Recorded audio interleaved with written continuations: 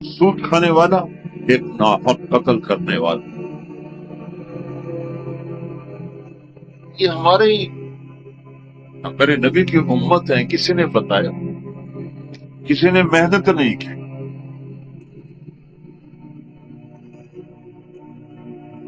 آخری حج کا خطبہ آپ نے جو دیا، ہر دفعہ یہاں سے بات شروع کی، تمہارے جان مال ایک دوسرے کے لیے قابل احترام ہے، کسی پہ ہاتھ نہ ڈال. میرے نبی نے کبھی زبان سے کسی کو دکھ نہیں پہنچا، کبھی زبان سے کسی کا نام لے کر اس کو رسوا نہیں. زبان کی لگائی ہوئی آگ ہے جو آج سارے بھڑکتے ہوئے دیکھ رہے ہیں.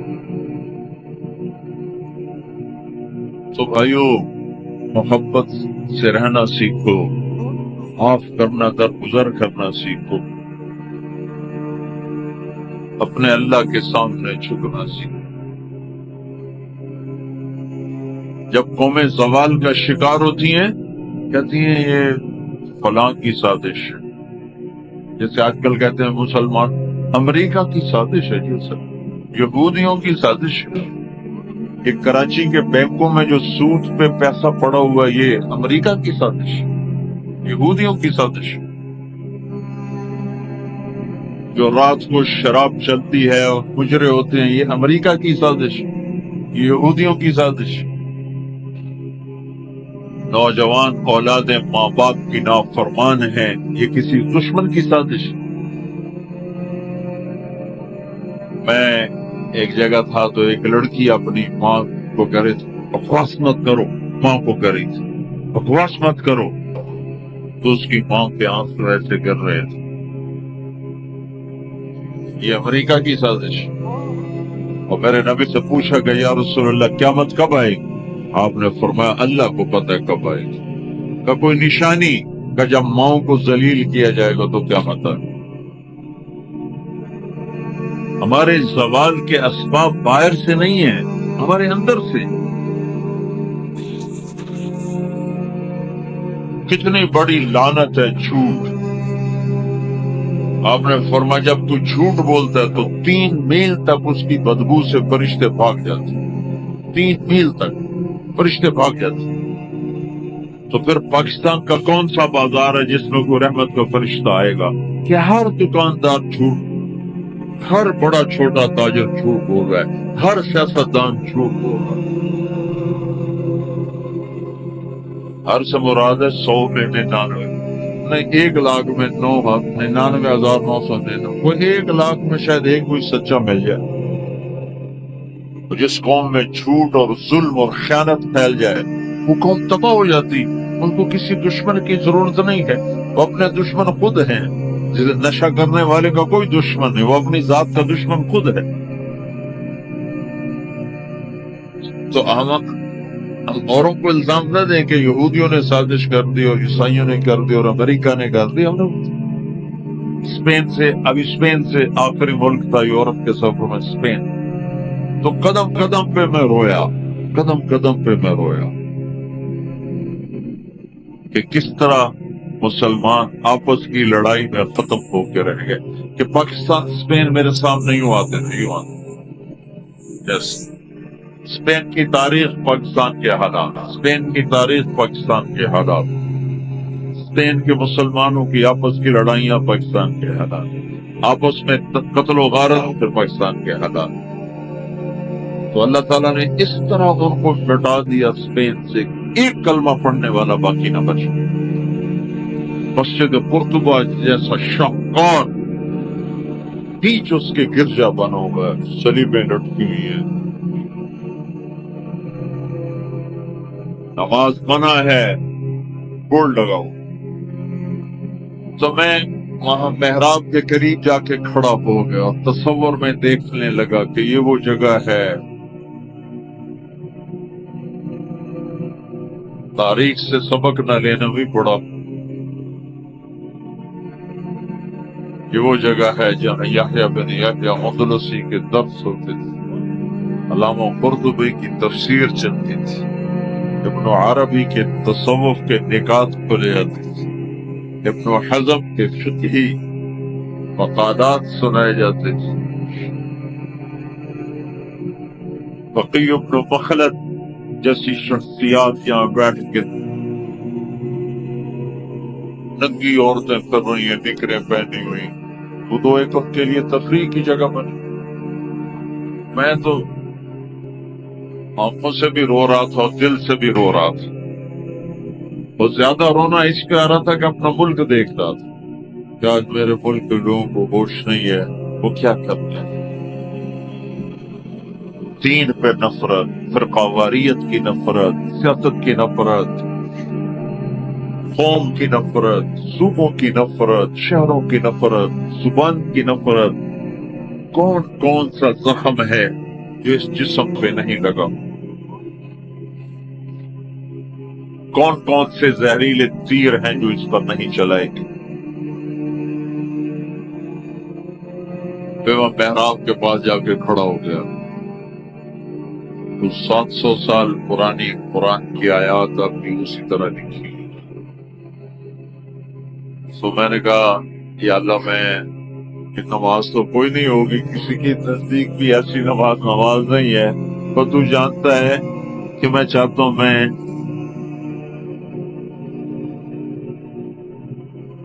ارے میرے بھائیو، آپس کی نفرتیں مٹا دو اللہ کے واسطے.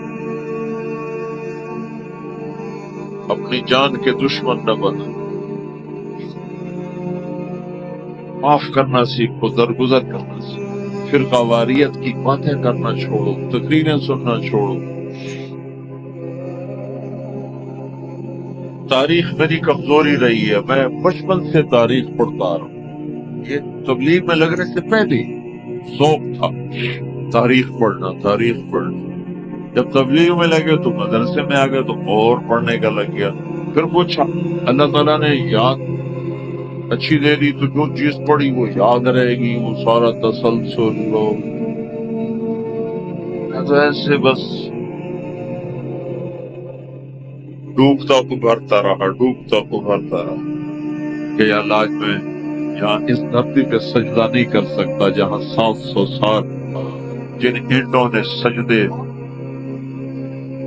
کے لمس محسوس کیے، جن اینٹوں نے تیرے لاکھوں کروڑوں پیاروں کے آنسو جذب کیے، جن در و دیوار نے تیرے ہزاروں محبوب لوگوں کے واضح و ارشاد سنے، جن کونوں میں تجھے یاد کرنے والے ہزاروں لاکھوں کروڑوں انہیں روشن کرتے کرتے کرتے آج اسی زمین کے نیچے سوئے ہوئے ہیں.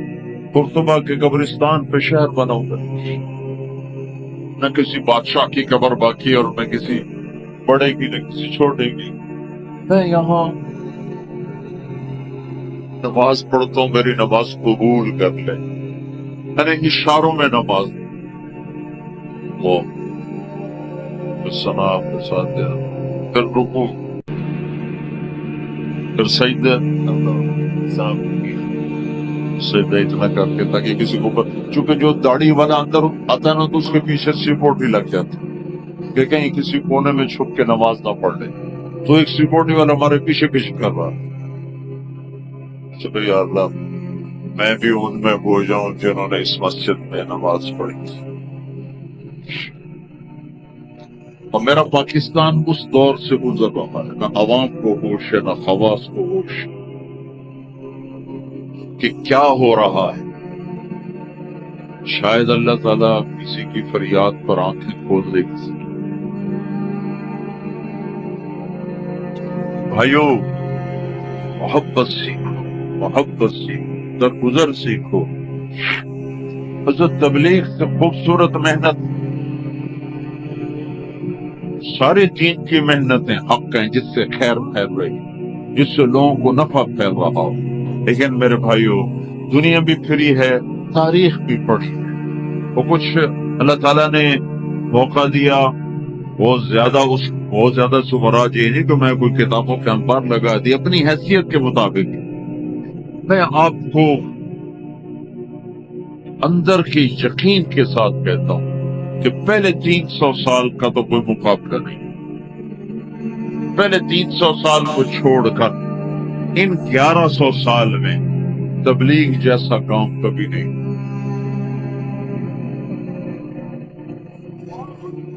میں تمہارے سامنے ہاتھ جوڑتا ہوں، تبلیغ میں وقت دو۔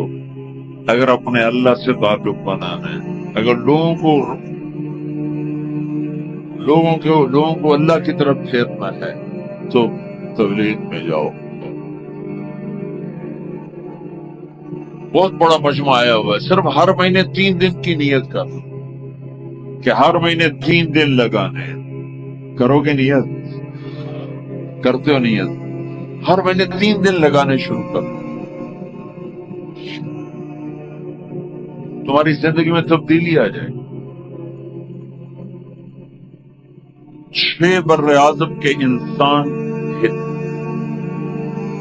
انسانوں تک پیغام پہنچ رہا ہو، ہر زبان کے لوگوں کو ہدایت مل رہی ہو، ہر طبقے کو ہدایت مل رہی ہو۔ جب طوائفوں کی طرف ذہن گیا، ان کا خسروں کو بھی تو لینا چاہیے، وہ بھی تو نبی کی امت ان کے پاس پہنچے۔ تو ہمارے علاقے کا سب سے بڑا ڈانسر، اب اس کی داڑھی ہے، 5 وقت کا پہلی سب کا نمازی۔ جب میری اس کی پہلی ملاقات ہوئی، میں نے کہا تو کبھی نماز پڑھی؟ کہا جی کدی نہیں۔ کبھی جمعہ پڑھے؟ جی کدی نہیں۔ عید پڑھی؟ جی کدی نہیں۔ میں کیوں؟ کہ جی یہ مولوی ساڑھے نال نفرت کریں تے مڑ اساں وی پرا پرا رہ جانے ہیں، سب پیار کی تیسی آ گئے۔ اس کا چلا بھی لگ چکا ہے، داڑھی بھی رکھ لی۔ ایک مجھے ملا ناجپور ناچن پر، یہی اس کے بال کٹوائے، سارا کچھ سٹ سٹ کیا۔ وہ کچھ عرصے بعد پھر میں دیکھو نا سرخی لگائی ہوئی فوٹو، اس نے اپنے واقعہ سا کہا جی میں مسجد میں گیا نماز پڑھنے تو مولوی صاحب نے آخیا خسرا کدے اندر وڑا ہے، انہوں باہر کٹو، انہوں باہر کٹو۔ تو بٹ ایک دن گئی ہماری جماعت 95 میں، اس وقت وہ یہ سوشلزم کا بڑا مرکز تھا، تو اس کے جا کے اس سے ملے ہمارے ساتھی جو بڑا ان کا وہ پریزیڈنٹ صدر، اس نے کہا جی مسلمان کافر نہیں، سوشلزم سے متاثر۔ تو اس کی ہم بات کرتے تھے، ہم پر تحریے کا لیبل لگنا شروع ہو گیا، تحریے تحریے تحریے۔ ایک دن نماز پڑھنے گیا مسجد، زور کی نماز، اثر کی نماز، وضو کر لیا تھا اور مسح کے لیے پانی لیا، مسح کرنے کے لیے ہاتھوں میں پانی لیا تو پیچھے سے مولوی صاحب کی آواز آئی امام مسجد، اے دہریا اندر کدے وڑا ہے، باہر کٹو۔ تو میں نے وہ پانی کر دیا اور اس کے بعد آج تک میں مسجد نہیں گیا۔ اس میں جتنا مجرم وہ ہے اتنا ہی مجرم وہ امام مسجد ہے جس نے یہ کہا ہے دہریا باہر کٹو۔ تو بھائیو بہت بڑا مجمع بیٹھے ہو اوپر نیچے، اور اکثر نوجوان نظر آ رہے ہو، محبت سیکھو، اللہ سے صلح کرو، توبہ کرو۔ یہ جو لوگ چوریاں ڈاکے کر رہے ہیں ان کے لیے بھی دعا کرو کہ اللہ ان کو بھی ہدایت۔ وہ اس حال میں مر گئے تو پتہ نہیں کون سی جہنم میں جائیں۔ تو نیت کرتے ہو سارے؟ ایک نیت میں اور کروایا کرتا ہوں کہ بھئی آج تک جو ہوا آئندہ توبہ، صلح کر کے اٹھیں، اللہ کی بارگاہ میں صلح کر کے اٹھیں۔ تو اس کے بھی نیت کرتے ہو؟ ابھی تمہارے آنے سے پہلے اسپین کے ایک ساتھی سے بات، جو میں آخر میں توبہ کرواتا ہوں، انہوں نے کہا جی آپ تو چلے گئے ہیں اور ہمیں مسلسل خبریں آ رہی، کیونکہ وہاں پاکستانی بہت زیادہ شراب کا کام کرتے ہیں، ان کے ہوٹلز ہیں تو ہوٹل میں شراب چلتی ہے۔ انہوں نے کہا جی مسلسل ہمارے لوگ کہ اسی جی توبہ کیتی ہے، باجی اسی شراب بیچنی بند کرتی، شراب بند کرتی، شراب بند کرتی۔ مختلف جگہوں سے خبریں آ رہی کہ جی ہم نے وہاں توبہ کی، ہم نے سوچا تھا مکے جائیں گے، وہاں جا کے توبہ کریں گے، لیکن وہ تو ادھر ہی انہوں نے ہمیں توبہ کروا دی، تو بس یہ ہماری توبہ، ہماری توبہ۔ تو ایک یہ کہوں گا کہ توبہ کر کے ٹھیک ہے، جو پیچھے گزر گئی اللہ معاف کر دے، آئندہ تو اس سے صلح کر کے چلیں گے۔